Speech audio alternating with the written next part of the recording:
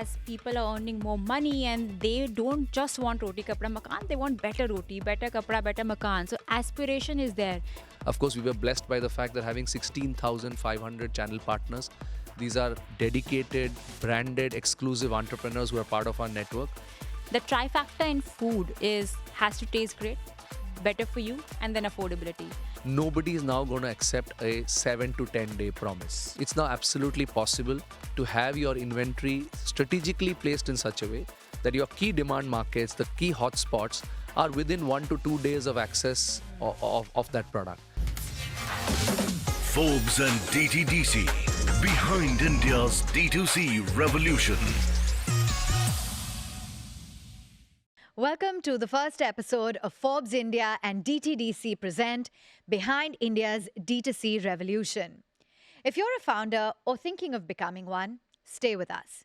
Because by the end of this conversation, you won't just hear a success story, but you'll understand what it actually takes to build a brand that survives India.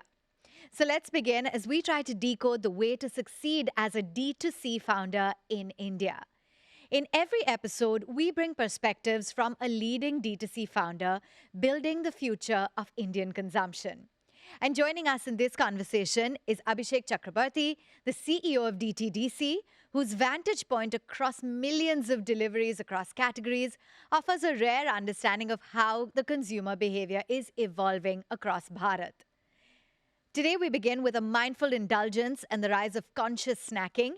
And joining in is Ahana Gautam. She's the founder and CEO of Open Secret, a brand that challenged how India thinks about everyday snacks without compromising on taste or trust. Thank you both for being here today. So let's dive straight in. I think if we took the clock back and if we were to say that healthy snacks a few years ago would actually today build national demand and challenge incumbents, would you think it was possible? It was probably laughable. But I want to ask both of you, and Ahana, I'll start off with you. What changed in India to suddenly make D2C actually possible, according to you? Firstly, thank you so much for having me here. It's always a pleasure to share the story of Open Secret. So, I completely agree with you. I've realized one thing as a founder, that timing is everything. And in India, it's such a great time to be building a consumer brand. And some of the trends or some of the shifts which are enabling that, first, the GDP per capita. If you think about India, 10 years, 20 years back, in the Maslow's hierarchy, it was all about roti kapda makan. You know, I remember my mother, she was a professor. So I'm raised by a single working mother. And she used to get her salary on first and she used to make a budget. This much for doodh and all of that, right? So the means were limited. Yeah. But now, as people are earning more money and they don't just want roti kapda makan, they want better roti, better kapda, better makan. So aspiration is there. And you use the word Bharat, right? So what we have also realized is aspiration is not just limited to India. It's actually India and Bharat both. So that shift, I feel, is happening. Second, I also believe that health is becoming a center table conversation. After COVID, unfortunately, people have realized, and we were discussing this, the power of compounding. The biggest compounding actually happens when you think about your own health. There is no better way of treating yourself well by taking care of you, right? So I think it's not just, of course, instant gratification is still extremely important. That's where taste still wins. But at the same time, people are more conscious about what they're feeding inside their body. And third, I would say, it's the younger demographic. It's the younger TG. And I've realized they truly care about the brands they're consuming. It's an extension of who they are.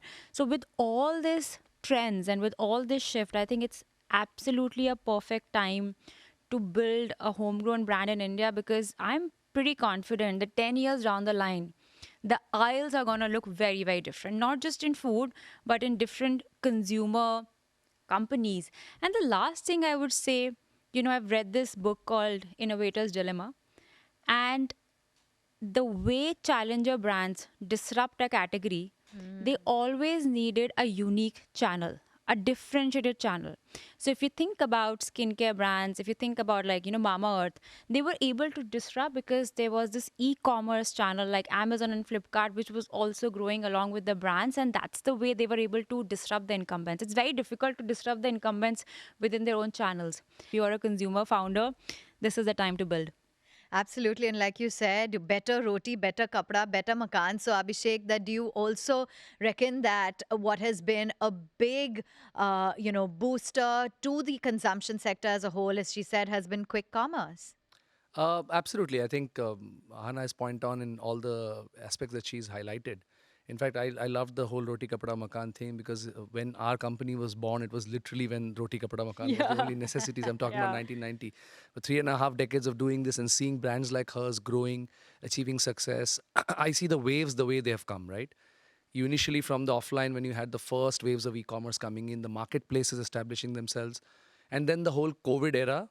One, yes, the health consciousness that it brought in, but the fact that people thought we could no longer go out and therefore needed the products home.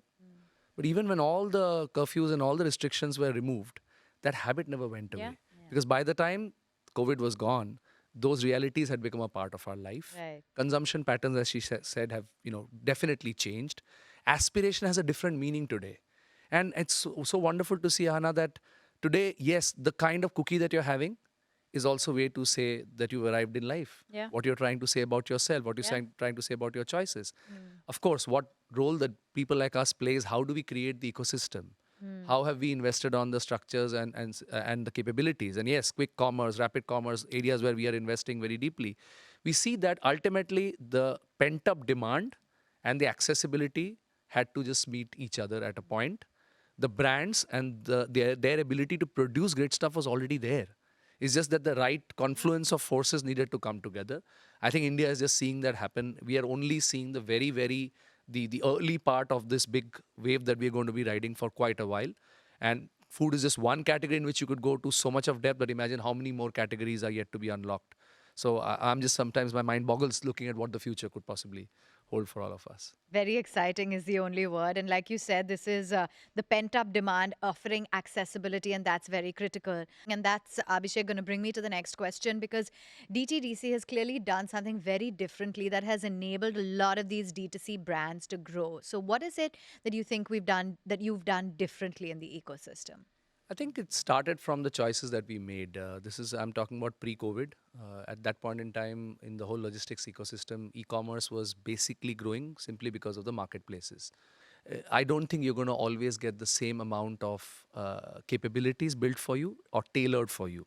What I mean by that is that D2C sellers, even though that wasn't an actual active word at that point in time, we could already see that amongst our customer base. People who were calling out and saying, can you create solutions for us which allow our brand, our product to shine through at terms which we can control, at things which we can customize, making sure that our audience gets what they need. And of course, COVID came, we had already taken the bold call that we did not want to do the marketplace version of e-commerce logistics.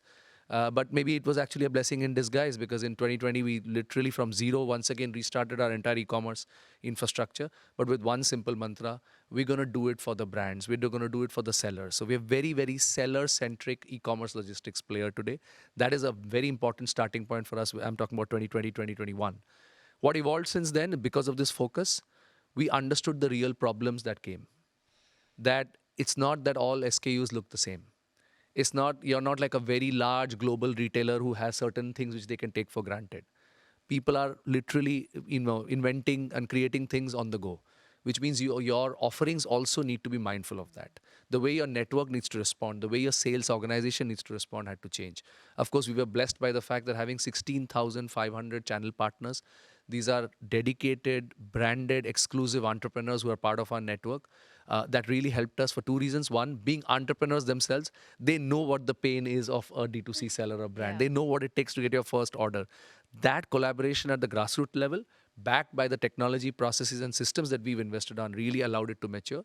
And of course, in the last couple of years, especially this last year that's gone by, our focus and thrust, as Ahana said, towards the faster forms of delivery, faster forms of fulfillment, which can now allow a brand owner to say, in a metropolitan or a semi-metropolitan city, can I not only aspire to do a same-day delivery, can I aspire to get something out in a couple of hours, but also from the same fulfillment center, from the parts of that state which today are not being given access to my product, can they get a guaranteed service? Bringing this together has been a huge mission for us, especially in the last couple of years. And I'm really, really seeing that growth. I mean, customers like Ahana are the backbone. And we're so proud that we don't depend on marketplaces at all. All of it is, so if we get it right, we get raw, naked feedback from our brand owners, and I love it. I think there's nothing better, because it's such passionate individuals who will really guide you in the right direction, because at the end of the day, being an entrepreneur-led organization, it's that passion. But if I could just add, I think I have so much admiration for someone who's running a logistic company. And please correct me if I'm wrong. I've heard that,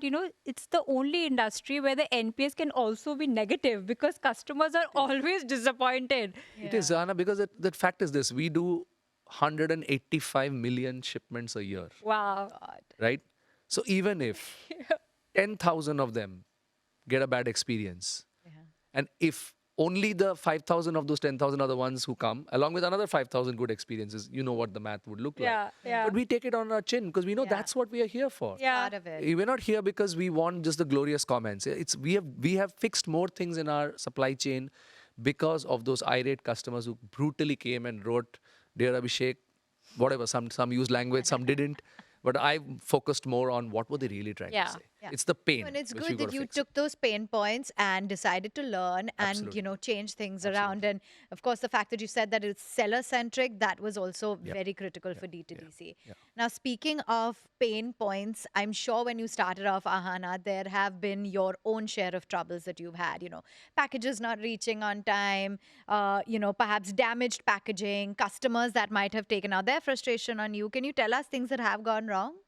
Every single day. I think I don't remember, and I was telling this to a friend that one night I want to sleep with peace, like just one night.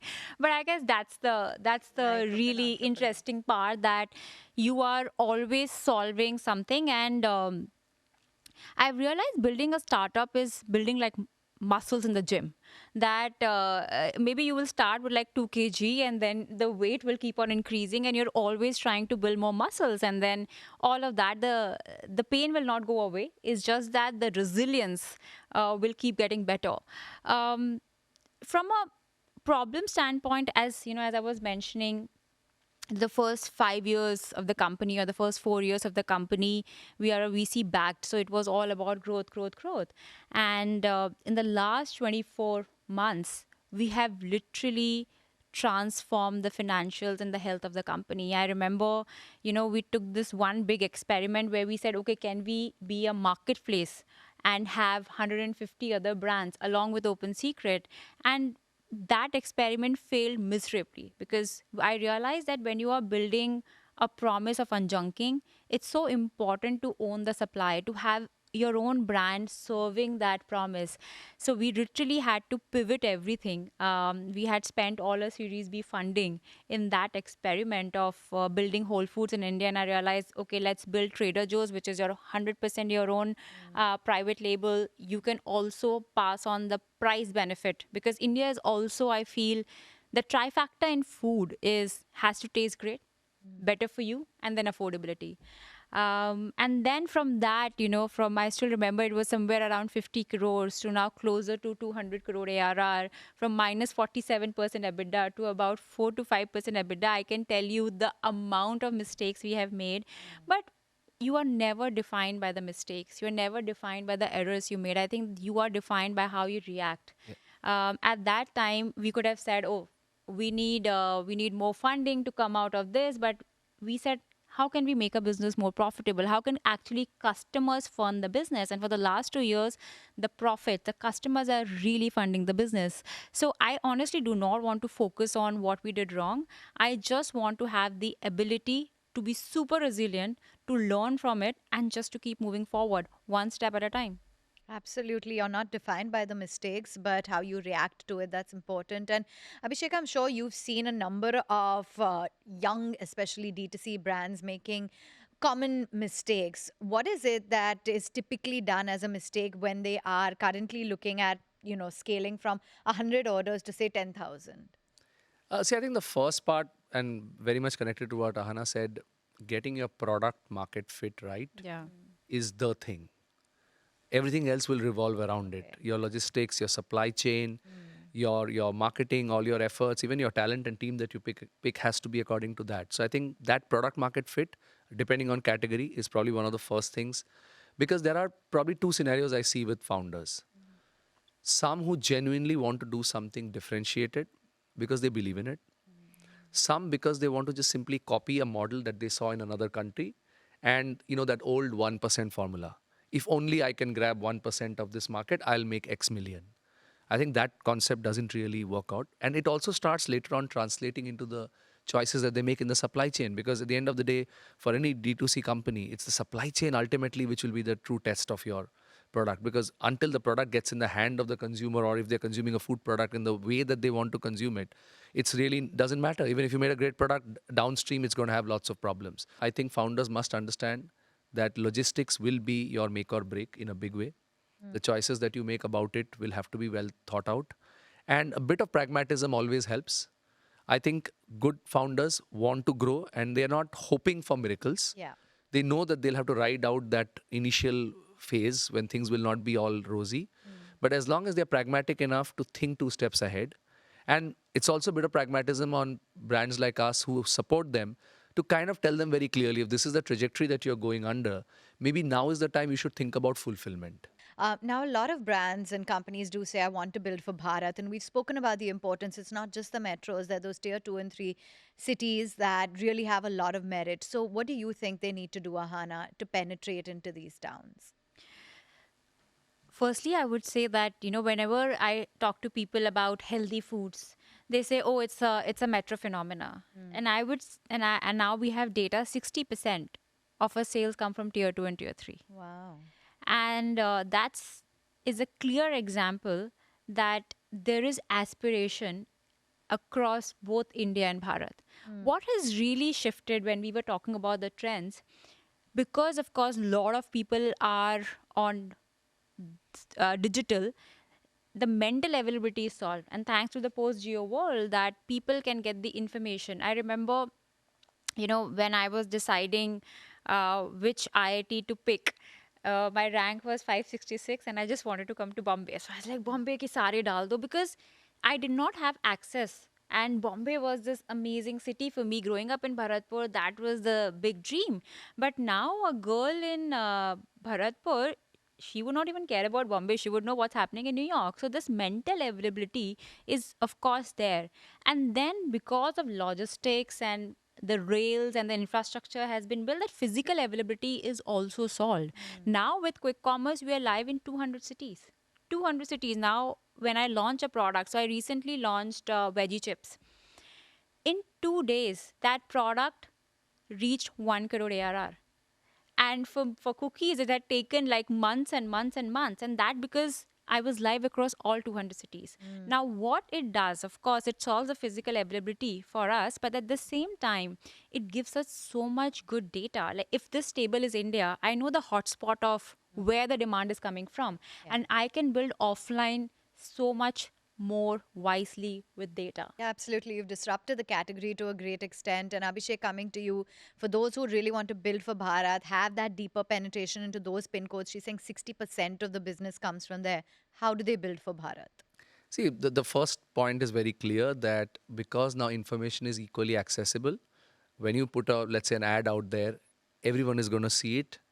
But the fact is, the people in the tier 2 parts of India are even more willing to experiment. Because unlike the people in the metropolitan cities, they have not gone through the curve of having seen the traditional classic brands. Some of them have not even known this category. So for them, it seems more attractive to straight away kind of jump that hype cycle and go straight to the set of products that are more in, that are more attractive. And therefore, doubling down on that itself is the first choice that I think brands should make. Yes, because our classical networks earlier still had to provide that service to the deeper parts of the country, because whether it was large B2B customers or even the early wave of the marketplaces and B2C customers that were there, the demand required us to create the, as she said, the the infrastructural rails for it. What is good now is demand is becoming strong enough that you can now localize your sorting that you do. You can localize your fulfillment that you need to do. So what has changed very much, and that is something brands and logistics players have to acknowledge, nobody is now going to accept a 7 to 10 day promise, right? Thanks to all the laws, thanks to all the technology that even the government has enabled for us, it's now absolutely possible to have your inventory strategically placed in such a way that your key demand markets, the key hotspots, are within 1 to 2 days of access of that product. And that is now the first thing that you do. You don't assume that I'll someday become successful in metropolitan, then I'll think about the tier 2. I think you now need to have tier 2, tier 3 in your plan, and maybe allocate even more inventory depending on your category, especially if it's aspirational, more towards tier 2, tier 3, because people and metropolitans are still spoiled for choice. All right, let's get to the quick rapid fire round. Instinctive, quick answers that come to mind. Ahana, the most insightful customer feedback or complaint you've got? I think product innovation. Okay. Because I'm sorry you said rapid fire, but I'm gonna just give like one example. People ask me who's the chief innovation officer at Open Secret, and everything that we have built, every product, like people came to us and said, can you unjunk my bhujia? Like, you have done cookies, but we really love our bhujia, we want that bhujia. And that unjunking, it was the most difficult product launch that we have done, but it's only because customers came to us and asked for it. So you're listening to them. Abhishek, one thing founders underestimate about logistics? That how involved you need to be in that process. It's not outsourcing. Okay. It's fundamental. Okay. Abhishek, one founder trait that you immediately respect? I think that they're willing to put their money where their mouth is. They're not fake. They're not pretentious. That's what I love about them. So when they demand something from you, it's not because it's just the next new fad. They really believe in it. So listen to them and respond. Ahana, product innovation or wider availability, which is a bigger growth driver? One thing which I've realized, sometimes it's not either or. Okay. It is A and B. Just like Open Secret is not taste or health, it's taste and health. Yeah. So both, I would say. Thank you so much, Ahana and Abhishek, for that insightful conversation. We've really unpacked a lot in this episode. So I think this conversation underscores a fundamental truth in India's D2C ecosystem, that success is not driven by product alone, but by operational depth, distribution strength, and consumer trust, and the discipline to adapt at scale. Thank you for watching Forbes India and DTDC present Behind India's D2C Revolution. Stay tuned for more conversations decoding how India's next generation of brands are building, scaling, and redefining consumer markets across the country. Forbes and DTDC. Behind India's D2C Revolution.